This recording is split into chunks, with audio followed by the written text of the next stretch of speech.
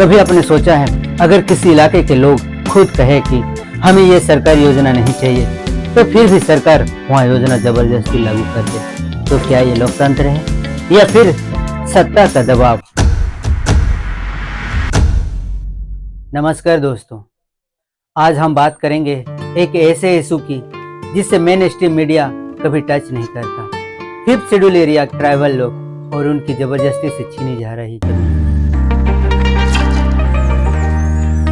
दोस्तों, भारतीय संविधान में एक खास चैप्टर है 5th शेड्यूल एरिया, जो उन एरिया के लिए बना है जहां आदिवासी कम्युनिटी बहुत ज्यादा है, जैसे झारखंड, छत्तीसगढ़, उड़ीसा, मध्य प्रदेश, महाराष्ट्र, राजस्थान, गुजरात, तेलंगाना और आंध्र प्रदेश के कुछ पार्ट। इस शेड्यूल का मेन पर्पस था आदिवासियों की जमीन और उनकी कल्चर को प्रोटेक्शन करना। यहाँ के एडमिनिस्ट्रेशन के लिए गवर्नर के पास स्पेशल पावर्स होती है और एक ट्राइबल एडवाइजरी काउंसिल होती है जो गवर्नर को एडवाइज करती है। 1996 में एक और कानून आया, Panchayat extension to scheduled areas act 1996, short में पैसा।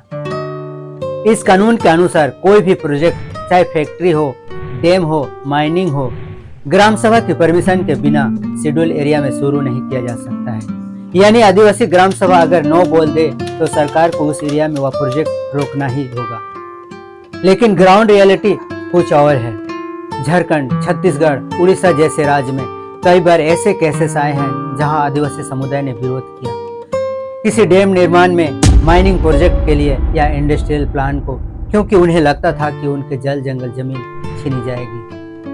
लेकिन सरकार ने कहा ये नेशनल डेवलपमेंट के लिए जरूरी है और उनका नतीजा पुलिस डिप्लॉयमेंट, प्रोटेस्ट, क्रैकडाउन करके ग्राम सभा की आवाज को हमेशा के लिए दबा दी जाती है। आपने पत्थलगड़ी मूवमेंट का नाम सुना ही होगा। झारखंड में वही तो था जो एक संदेश, ये जमीन हमारी है, फैसला भी हमारा ही होगा।